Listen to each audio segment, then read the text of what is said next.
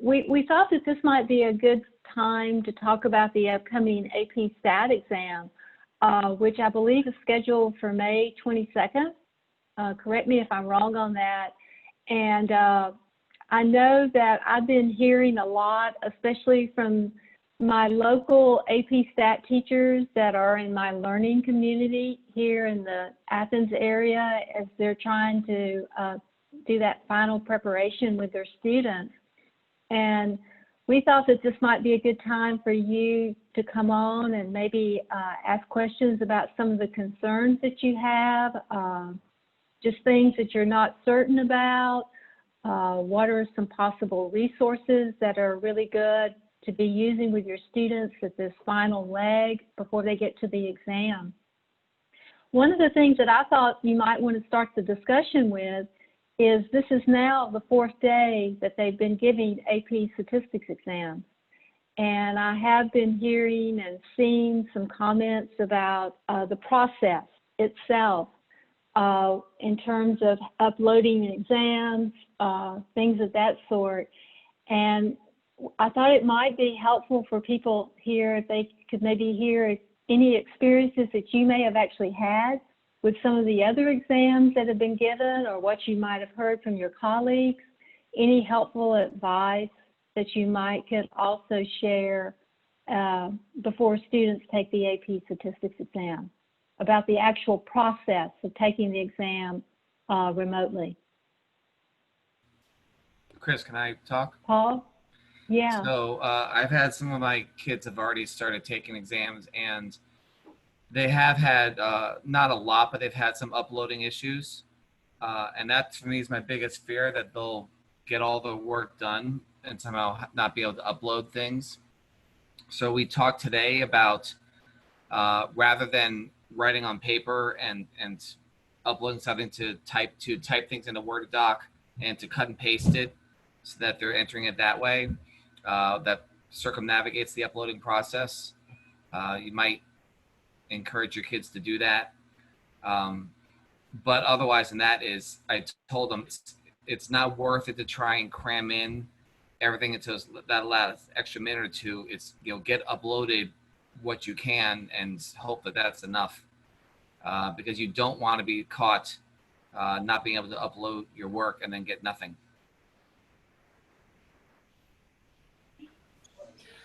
Just to follow up, Paul, can I assume, excuse me, sorry. Can I assume that if the kids are practicing the demo upload and they're successful with it, that they should be okay? I'm asking them to practice the upload with the demo and then send me everything that they have. And I'm checking, is it a JPEG? Is it a I'm checking if it's the right formats. Is that fair to say that they should be okay if it works for the demo and they don't get any errors? So Beth, I wouldn't necessarily say yes, because there could be a problem on their end with their computer at that moment. Also, you figure that every student is taking it at that point. They're all trying to upload at that moment. And so it could just be a run on the system, especially in stats where you've got up to 200,000 people. Think of it, 200,000 students all trying to upload at the exact same time onto a site could easily crash the site. So I'm wary of that. I'd love to know of how many issues they had, like with AP Gov or AP US, one of these really massive exams. And I hate to say it, but I don't know that Trevor Packer's going to give us the completely accurate information there. He's going to try and paint as rosy a picture as possible. So. Yeah, I asked my students for their advice about what they've done so far, so that I've had quite a few kids take the calculus exam on Tuesday. And I do know I had one student that wasn't able to upload, and she said she didn't leave herself enough time. But I did ask them to give their advice, and they basically just reiterated what everybody's been saying, which is just to check which format and to make sure that they're leaving themselves plenty of time to upload. Like they were even saying maybe even try to, start uploading as soon as you could and not wait just in case. And also I posted there's a troubleshooting site or page or whatever. And so I told my students to have that up in case they did run into some issues. I don't know how helpful it is, but just to have that as a resource. If I can jump in real fast, I had some of my students take AP Calc as well.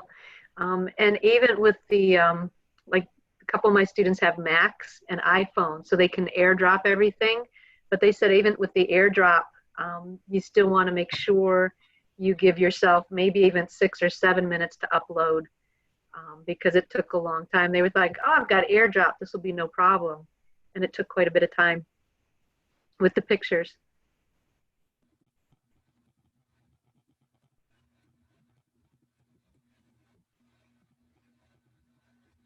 Does anyone else have any experiences or any advice to share based on the previous day's exams?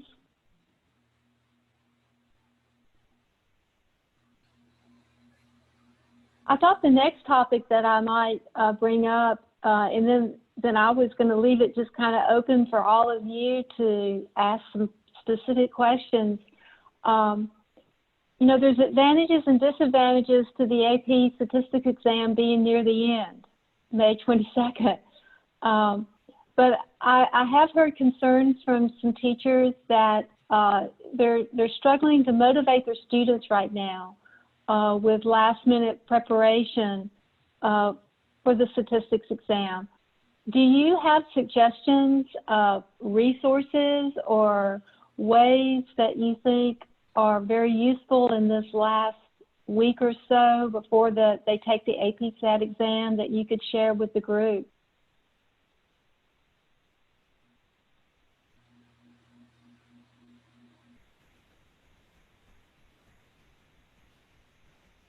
Everybody's silent.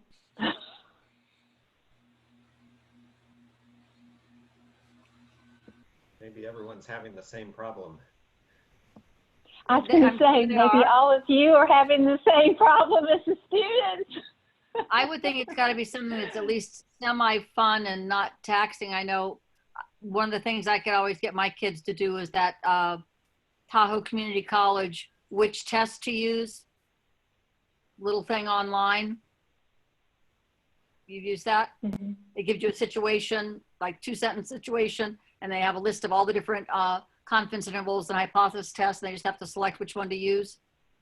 Because what most kids do, and especially if they have open book, open note, they've got you know, they can have written out how to do it, but they've got to make sure they've selected the right, you know, the right procedure. And it's a fairly easy, fun might be a little bit strong word, but it's an activity I could get my kids motivated, you know, could get them to do maybe 5 to 10 minutes a night, right up to the exam. Are you all familiar with that? Anybody not familiar with that? Mm-hmm. Yeah, I just posted the link. That's it. Someone just posted it. Thank you, Amy. No problem. That's it. Yeah, that I always found that. Do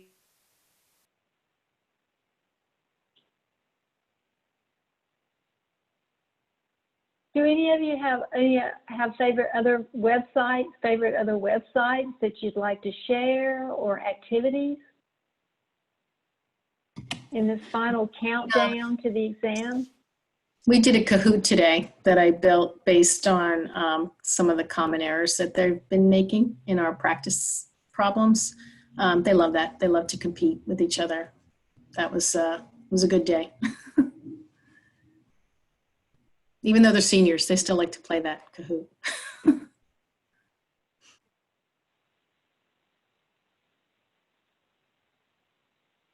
I see on the chat some folks would like for you to share your Kahoot.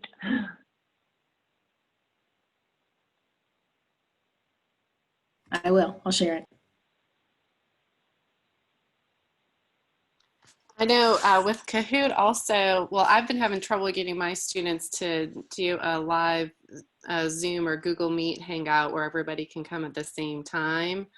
And I think even with Kahoot, you can go ahead and set it up so students can just play whenever they want to. So you don't even have to do a live session with it either. But it's more fun if it is live. It's a little bit more competitive. Mm-hmm. And I don't know if it's better or worse, but we have scheduled class times and they have all been coming every day. They're in class, they're doing what they're supposed to do. So I think they'll be okay. We had just had our last class today, and so now they've got a week off before the exam, and I won't see them again. I mean, you know, they know. I guess, like in terms of how to use the time, is question: is there still material that they need to learn? Are you just looking to just review material? Are you looking to review test taking strategies, given this new format? Or are you just trying to keep them mentally engaged? I guess depending on where your students are at is going to depend on what you want them to do in the course of the next week. Which doesn't really answer anything, but you know, it sounds good.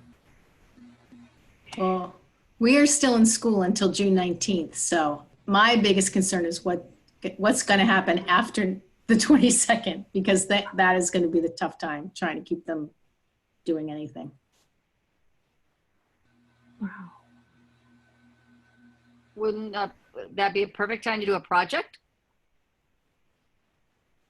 They could do, and even do group projects, sitting together, and that's what I always did when I taught that late in the year.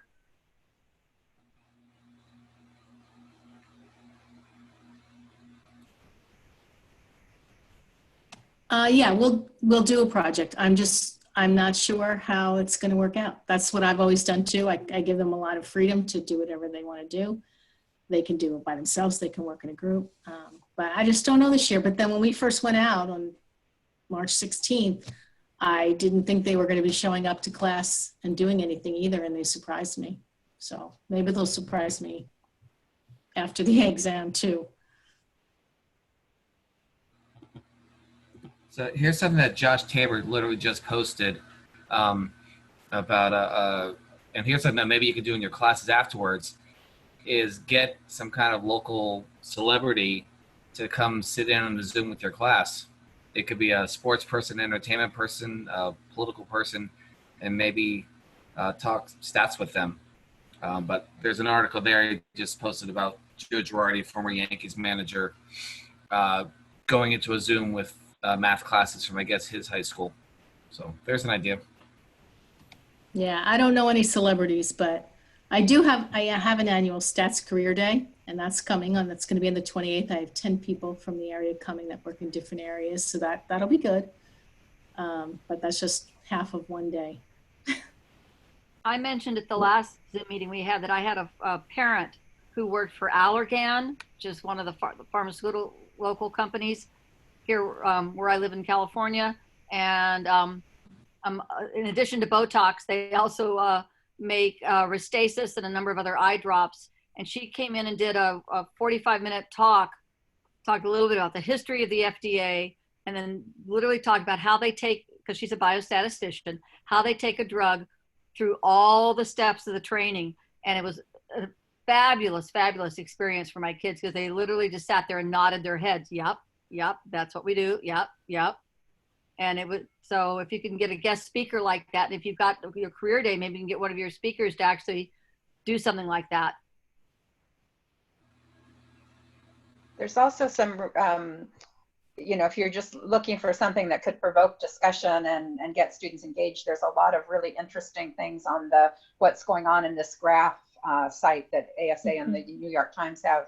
A lot of teachers don't have time to do a lot of that right now as they're preparing for the test, but especially the recent ones over the last couple of months, there have been some really interesting graphs related to COVID-19 that have generated a lot of really good discussion. And so just even taking one of those graphs and having a discussion around one of those might be an interesting thing to do. Mm-hmm.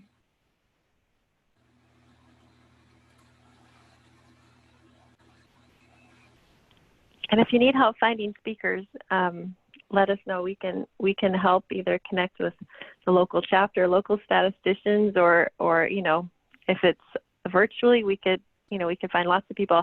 I happen to know somebody from Bear on the call right now. And so, you know, not that I need to sorry, Jamie, but there's lots of great people who I think would be more than happy to help out, and we'd be happy to connect. And if you do end up doing a project, feel free to submit it either to the poster competition that's now due June 1st, or the project competition, which is a written report, also due June 1st.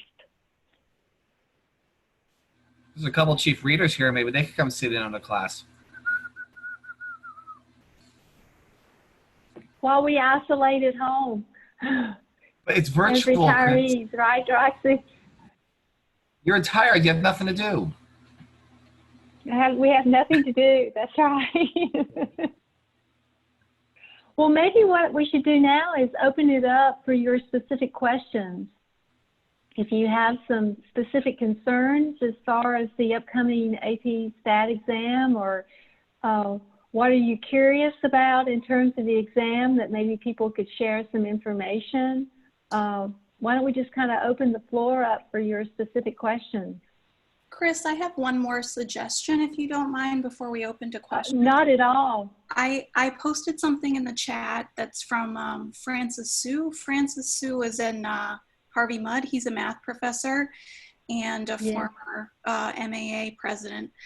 He posted something recently about, it's called 7 exam questions for a pandemic or any other time. And I was very interested in doing something like this for my students. I'm not quite sure what the bandwidth is going to be for a project. And so I wanted to maybe think about doing more of a reflective final writing assignment.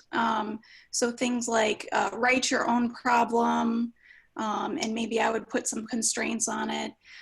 Tell me one thing in the class that you thought was beautiful, or, you know, something that challenged you.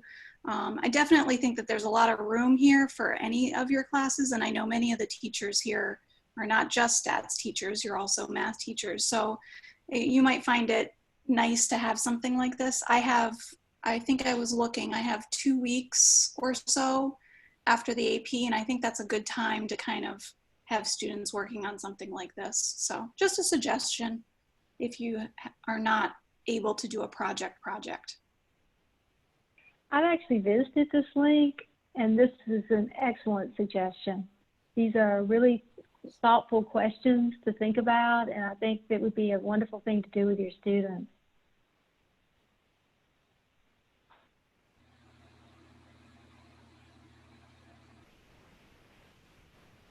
Are there specific questions that people would like to ask in terms of the exam? I actually had a stat question that I wasn't really comfortable. I like my answer that I gave this week for one of my students that asked, and it was about the standard deviation of the residuals, and then comparing that to interpreting R and the relationship between R and the standard deviation of the residuals. Yeah, my answer was really, I separated them and interpreted them, and my student could do that. Now this is one of my top students, so you know he's going to be fine for the exam. But I really wanted to know, is there any connection? And then I feel like the standard deviation of the residuals, since the very beginning of when I started teaching this course, was just like a piece of the puzzle that never really fit in, like everything else in the curriculum fits together so beautifully. I feel like it was just such an isolated term. And if anyone, since I have this amazing group of people here in front of me, that could share a little more insight to go sort of beyond the course or within the course would be great for me.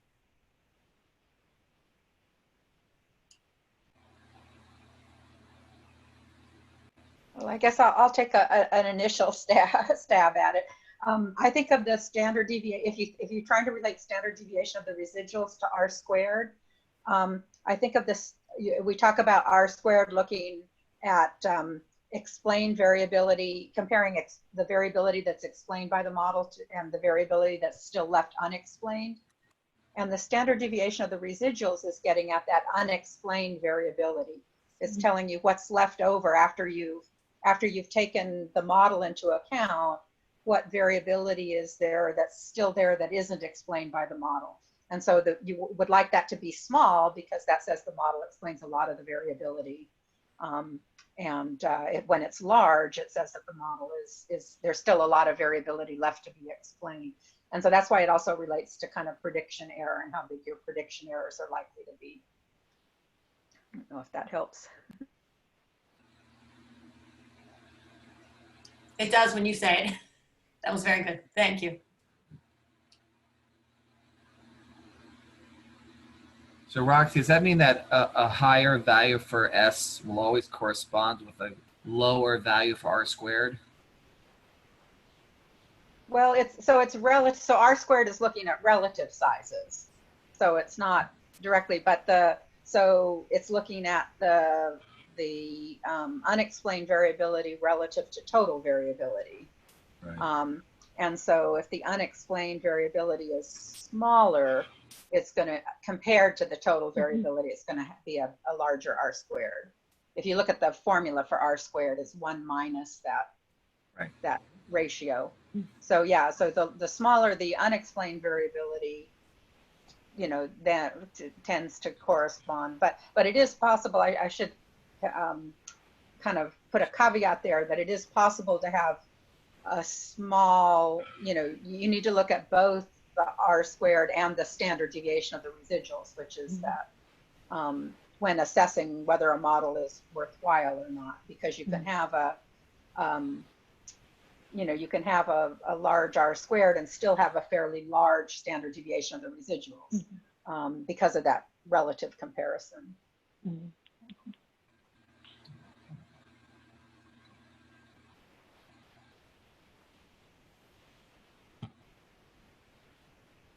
Other questions related to AP Stat?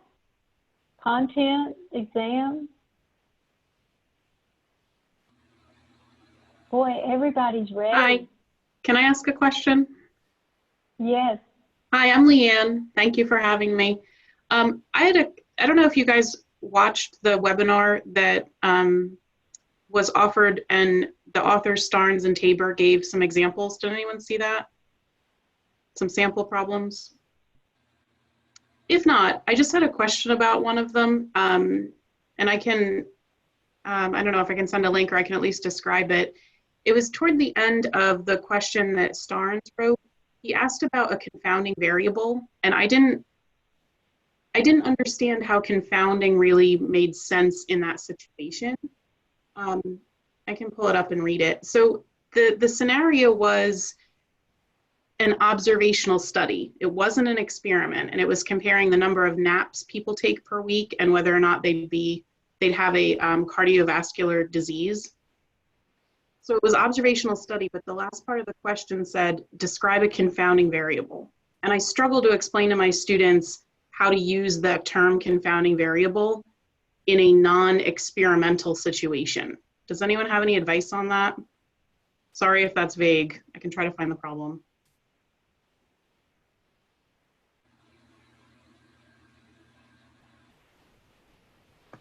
So I'll just say something related to what some past rubrics on the exam have done relative to that kind of idea. And that is that a confounding variable is a variable that's related to the response, but that's also related to group membership. So if it's two groups you're comparing are the people that have cardiovascular disease and the people that don't have cardiovascular disease. If, and you're looking at, I can't remember what the response variable was. It was comparing the number of naps they took per week and whether or not they were a yes/no for having a cardiovascular event. Okay, so if there's something that's, so the response was cardiovascular event or not, then I guess. And so if there's something that's related to whether they've had a cardiovascular event, that's also related to whether they take naps or not. Which was age. They said, yeah, could be age or health or just general health. You know, maybe, you know, it could be that the relationship is going the other way. But yeah, so older people tend to take more naps and older people tend to have more cardiovascular disease. And so that age becomes that confounder that I can't tell whether the difference in cardiovascular disease is due to age or due to the number of naps they take. And my students brought up the point that, you know, part of the question said, we cannot establish causation because of a possible confounding variable. And my students immediately said, but wait a minute, it wasn't an experiment. It was an observational study. So why are we talking causation at all? And I've always struggled with confounding variable, lurking variable, experiment, observational study. So that one really threw me. I was like, I'm not sure I love this question, that the last part of it, because I don't know, I struggled. Sorry if I'm being vague. No, I think I'm gonna just jump in here. I think that's the point of the question, is it's kind of having students articulate why you can't have an observational study establish causation, because there are multiple variables that would not be accounted for that could potentially be a causal factor, right? So one video that I can recommend that you might want to watch or have your students watch is the Against All Odds causation video. It's called The Question of Causation. It's really, really, really, really, really good. And it walks through the smoking, how smoking was established to be a cause of lung cancer. And so that kind of talks about that model. Thank you. Thank you. I'll look into that. Thank you. Your students are making a good point. I think that it's just asking them to articulate why. If I could jump in there too. So one of the things that students have to realize in any kind of study, just like the smoking one, we learned a lot about smoking, even though there were not randomized experiments. You can't make people smoke, but it doesn't mean that you can't learn anything, and the idea of case control studies, etc. And in any good research study, at the end, you should look at your scope of inference. You know, who can you generalize to? Can you attribute cause and effect? And maybe for this, it would be easier if they recognized right away that it wasn't an experiment. You might ask them, how would you design an experiment to take into account age? And what would the randomization do? And so you're saying, okay, well, age might be a factor because older people may be more tired, they're senior citizens, they have more time at home, so they take more naps, but they're also more likely to have a cardiovascular event the older you get. Well, how does an experiment control for that? Well, the randomization to the treatment groups helps to, you know, maybe you randomize half your people to take naps regularly, half not to take naps regularly, and then at the end record the number of CVDs. And so you say, well, how did that help? It helped to balance out the old people within each group, right? You know, again, you're probably going to have more within group variability. And then, you know, as Roxy said, when you didn't do that, it's a confounder because people that are older are more likely to be in the group that takes more naps, and both of those are people that may have an increased risk for cardiovascular event. Kind of that link from, here's what I think is the explanatory variable, here's my potential confounder, both of those. I think your students are right. You can't talk about one without the other. So talk about how you would design it as an experiment, or whether you couldn't design it as an experiment, like if it would be unethical or something like that. Thank you. That really helps. The idea of thinking about what it would have looked like, and that's where the confounding comes into place. So I think that gave me some things to think about. Thank you. I appreciate it. I might bring up, there's a couple of questions that are in the chat, so I thought I would put those out there to the group. One question is, do others agree with the prediction of 6 parts for question 1 and 5 parts for question 2?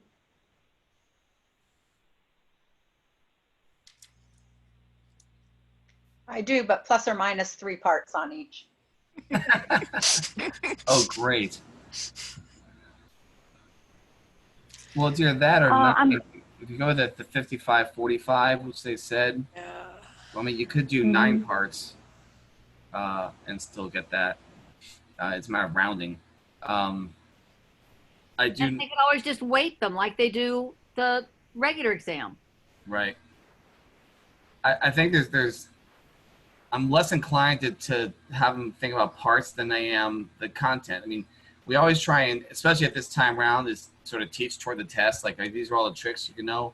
the truth is, as is with every other year, if they know their stats, they're going to do fine. So teach them the stats.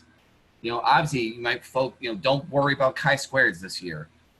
Don't worry about, binomial calculations this year. Don't worry about drawing a graph this year. There's certain things you don't have to focus on. But other than that, if they know what they're doing in the statistics, then that should take care of itself. Well, and also having it right, since they've got open book, open note, making a good, well-organized notes page and make it themselves. Don't get one from somebody else, because they need to know where everything is and if they've got everything they need on it. And that can be a huge help. I mean, I thought it was kind of humorous, all the Google searches during the AP Calc exam. Where were these kids' notes pages?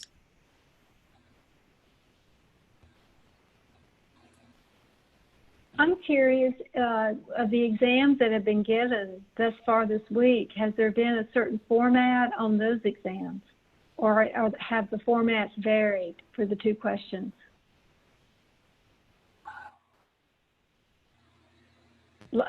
For example, calculus. I just, was thinking that might be somewhat equivalent to AP Stat. What was the format on the calculus exam?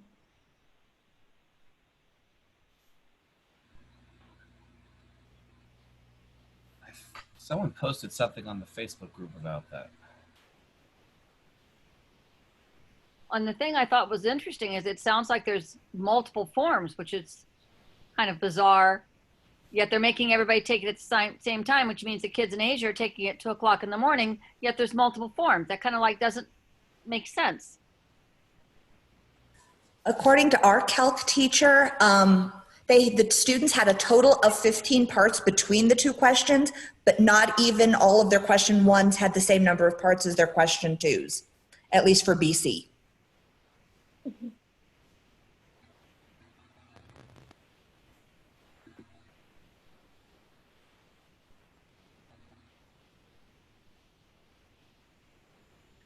Which does explain why why they've said they're not going to be posting it for public view. I think they could opening up a can of worms, people claiming that this one's easier or harder than the other.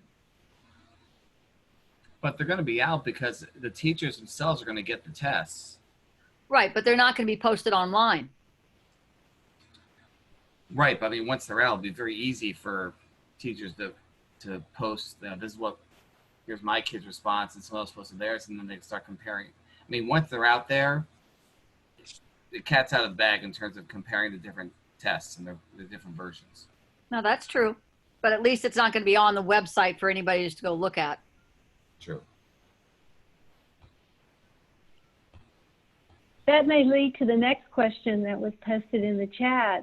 Does anyone have a sense of how the scoring is going to work for the AP Statistics exam? I know invitations have been going out to readers, but have you received any word from ETS or College Board about the actual process of the scoring?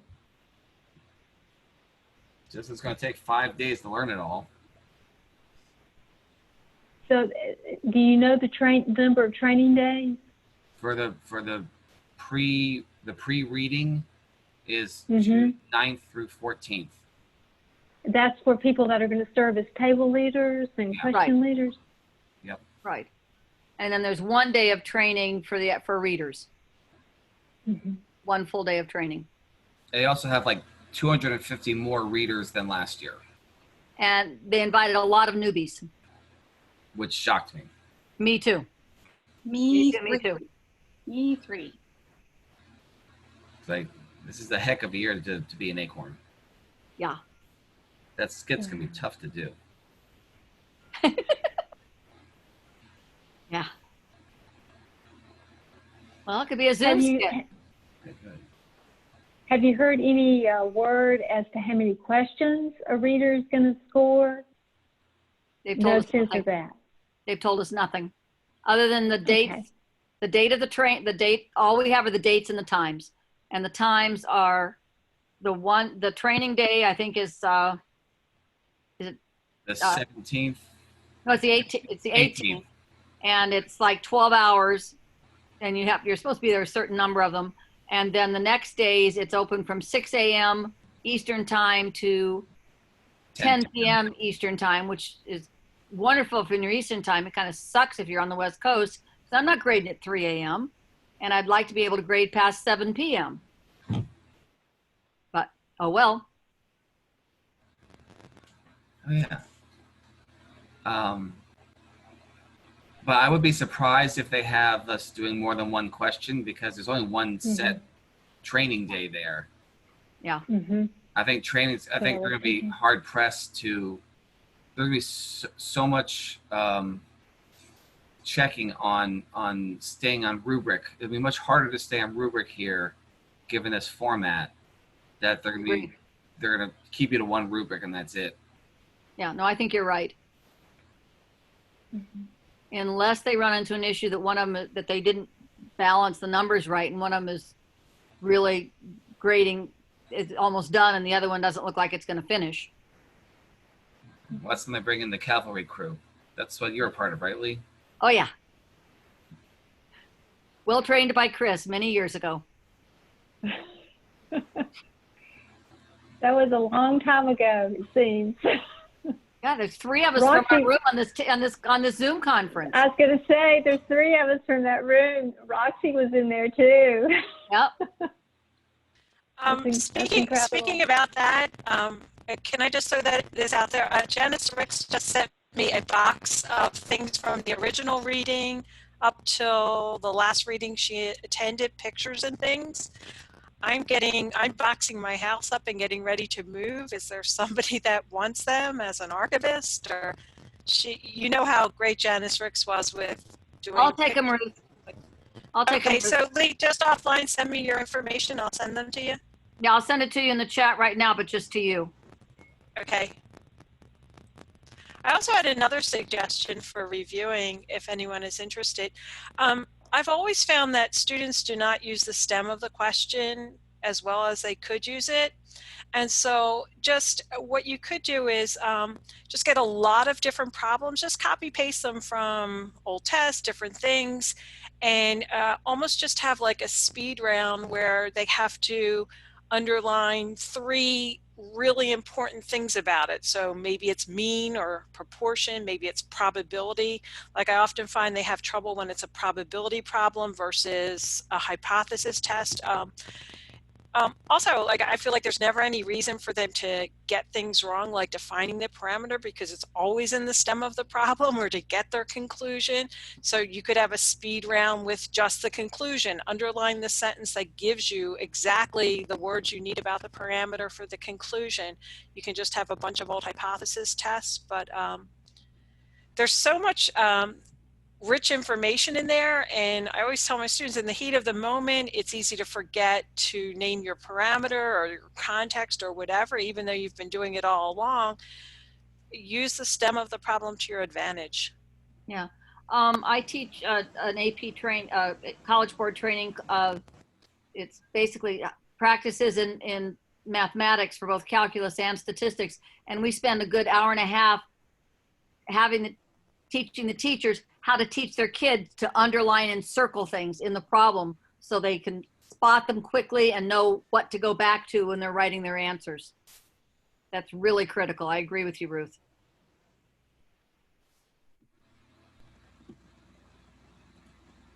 With the online version that we're taking, or that they're taking this year, how would that underlining work?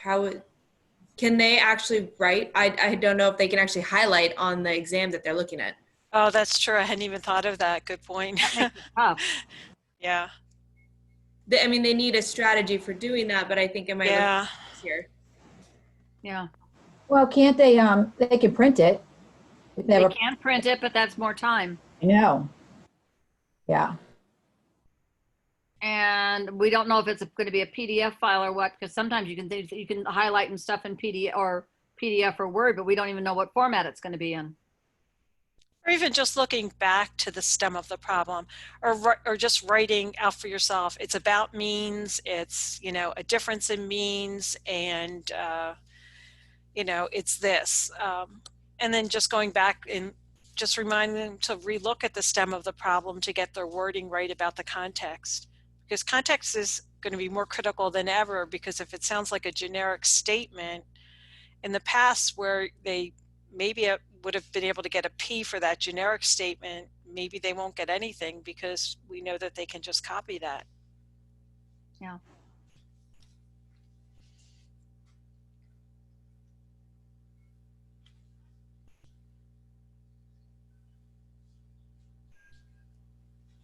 Do folks have other questions or things you'd like to discuss? And it doesn't have to be about AP Stat.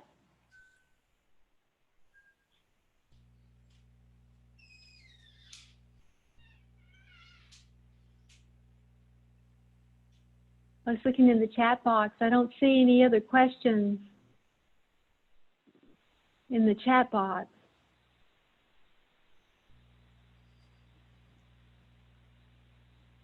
One question I thought I might, go ahead. Oh, well, I was just going to throw out a question to people on something different, but if you have something related, I'll let you go. The only other thing I thought about is, have you thought about summer?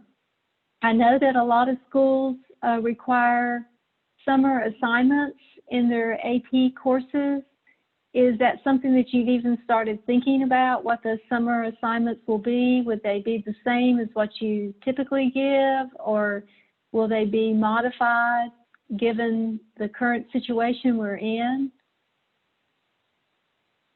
I think it depends on what your summer assignment was. When I was teaching high school and giving one, my summer assignment was always, I had a list of about 50 different books, everything from The Lady Tasting Tea, all just the Gladwell books, a whole huge list. And they just had to pick one and write me a one-page, aha, what I learned kind of thing. And I would continue to do that. I don't want my kids reading ahead trying to learn material that I'm going to have to then unteach because they learned it incorrectly. So I was in a school that required a summer assignment for AP classes. So if I figured if I gave them something like that, and I had a long enough list that they could usually find one in the library, and they also had the option if they found one that a different one, they could send it to me and I would approve it. And I actually got thank you notes from parents that they liked, gave their kids something to do. And I let them do a second book for extra credit. Mm-hmm. I've done, I've had the kids read Naked Statistics. I tried Ladies Tasting Tea, but I've actually had them read Naked Statistics. It's a little bit lighter for the summertime because. Well, that's why I let them choose completely. I don't give just one. I give them like 50, pick one. I've done a Google Classroom discussion board with various questions that I picked from the chapters, and that seemed to work. So it was but I agree, I didn't want to have to unteach material by having them learn some of this stuff ahead of time. So that's a suggestion I had. And plus, if you have kids change classes late, then you don't want them trying to cram stuff in 1 week, whereas reading a book, and I could give them an extra week or two to read the book, so what? And I also see in the chat that some people give TED Talks as summer assignments.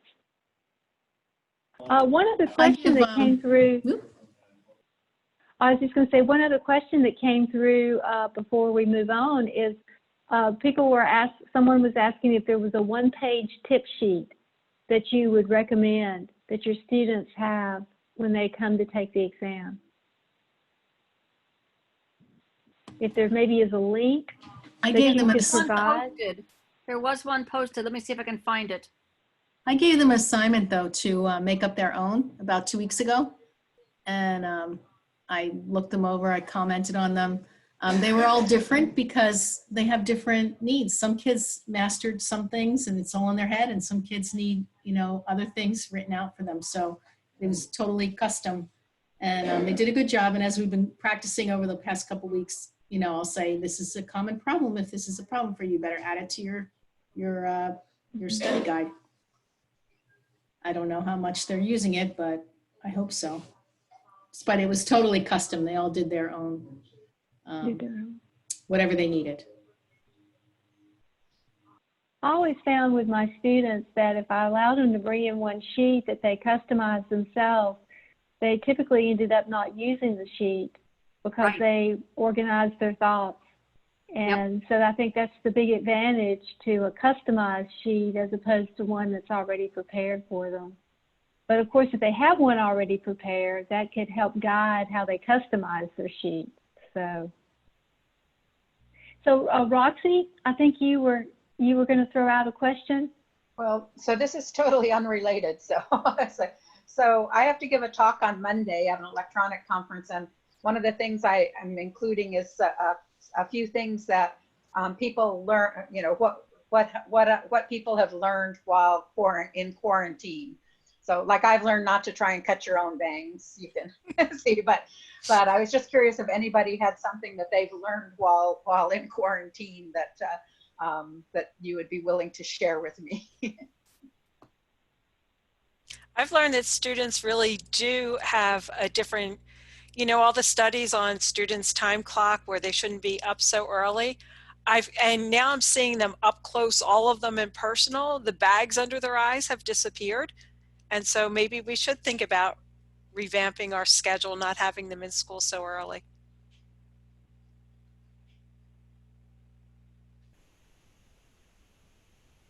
I even asked them, you know, after a couple weeks in, like, what's the best thing that's about this? And the best thing was not starting class till 9:30 in the morning. That was the best thing. I'm so happy that the exam is at 2 in the afternoon. I think that's the best time for them. That's their peak awakeness.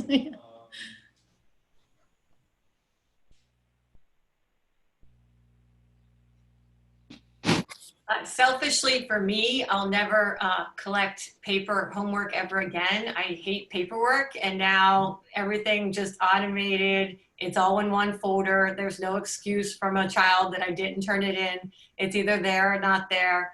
Beautiful. That's you know, that'll be definitely my future. And there's also no excuse or no claim that I turned it in on time. It's time stamped. It comes in, the end. I've learned that the important thing of how important it is to have contact with my students. It just seems like if I leave them to do things on their own, it doesn't get done. But if I'm in contact with them over a video chat or something like that, then that's really important. It's important to them as well as important to me to know what they're doing and to know how they're doing. And it has become even more obvious as the weeks have gone by.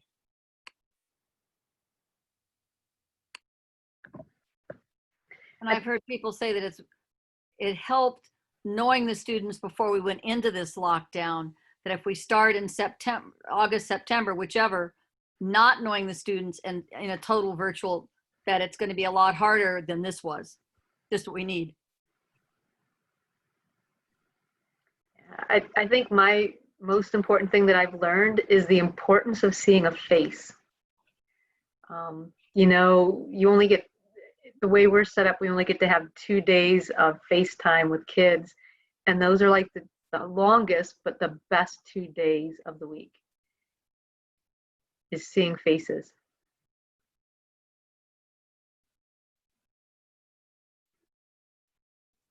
Yeah, my students So Roxy, miss working with each other. My students miss working with each other. That's the biggest thing. Mm-hmm. Just having the time to talk things over and show each other their work and stuff like that. Can you set So that Roxy, up I was in gonna- Zoom chat rooms?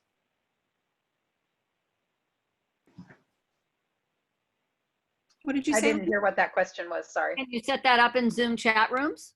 Help them do that? So right now we've been switching platforms a lot, and some of my students can't do synchronous instruction. So yeah, eventually I'd like to do stuff like breakout rooms, but just in person. It's not the same, guys. It's not the same. It's good, but it's not the same. You know, when you say that one thing and you think you're being really clear and their faces are all like, what? I don't have that now. I don't know how I'm getting through to them. We do meetings like this, but they can choose to not show their video. So a lot of them choose not to because I think they're probably still in their pajamas. So I don't always get to see all their faces. So I don't always get that feedback like I'm getting through or I'm not getting through.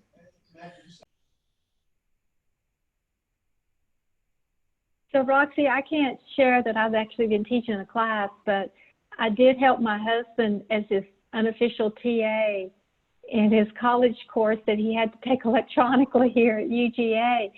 And one of the things that he commented on is we sat through the Zoom sessions. I sat through the Zoom sessions with him and so I met his students for the first time remotely. He already knew them. But he commented on how remotely they were much more engaged in the class discussion than they were when they were actually in person. And this was a class of only 10 students. So it's not like it was a large class where they were in breakout rooms. But there seemed to be a comfort level where they were in their own space, but they were much more interactive in the Zoom room than in the actual classroom. Of course, I told my husband it was because I was there. Yeah, it's just, But they were more interactive. But no, I'm just kidding. But I thought that was an interesting observation. Great. Thank you. So thank you all for your ideas. I appreciate it. It's a talk that's focusing on engagement. And so all of these comments are quite relevant. So I appreciate it.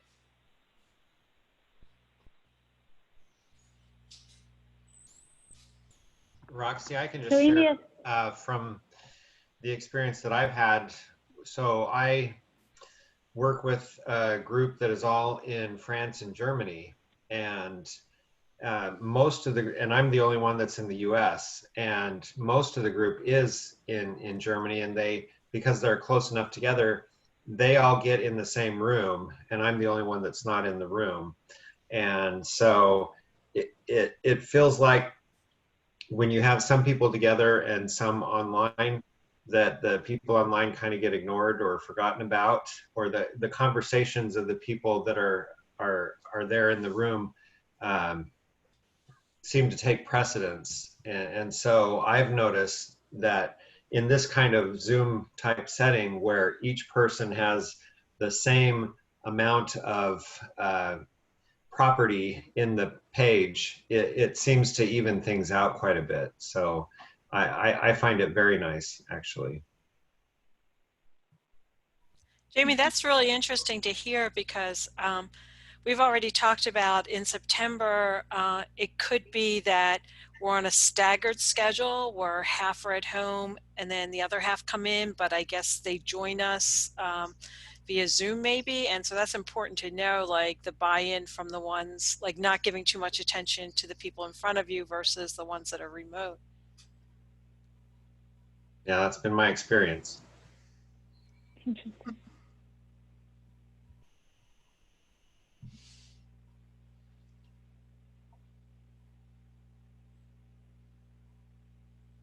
Other thoughts, other questions? Well, I'm trying to imagine, the Cal State campuses just announced that they were going to do their fall semester online. And UC has not made a decision, but I got a thing from UCLA yesterday from the chancellor saying as they're doing their planning, they're looking at starting, very likely starting fall quarter online, and they're thinking it may even go to winter, and thinking, oh good, 220 students on a Zoom. What will this be like? Anybody, any experience at all of a giant class in a Zoom? Well, we do our staff meetings on a Zoom, and we've had 150 people there. The little pictures get all little, It's actually seemed to work out great. And then they've done like small little groups, but we've had gigantic big ones. I know, right?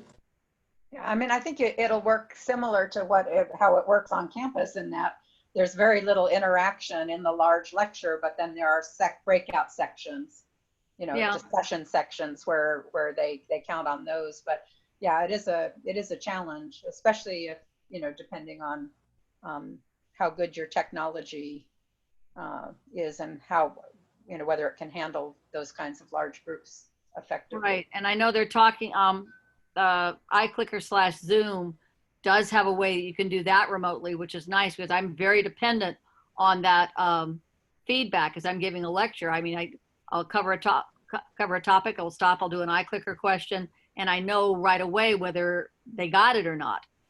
And that kind of formative assessment, to me, it's got to be there. I laughed. I don't know if any of you watched Saturday Night Live this weekend. Yes. They had it was their great. graduation, and I liked the joke about now every university is University of Phoenix, but with not as good tech support. Yes. Yeah, there you go. That's it. My concern is not so much the size, it's just that I do so many hands-on activities that this is just going to be so hard to try and do this digitally because the kids learn so much from that hands-on. I can't replace that. And I'm still wrapping my brain around how that's going to be possible if we have to go to this digital format in the fall. Well, what we have to do is come up with activities that we can do and data collection that we can do remotely. And I know I'm doing some summer institutes this summer, and that's my biggest question is I want to be able to continue to do activities as, showing, and I've got to figure out which ones I can actually manage to come up with data, or we're not going to be reaching our hands into bowls of Tootsie Pops if everybody's at home. Everybody's not going to have a bowl of exactly the same exact bowl of exactly 30 Tootsie Pops. So we have to come up with activities that we can use. Because I agree with you, they do learn a lot from collecting data and then seeing what happens.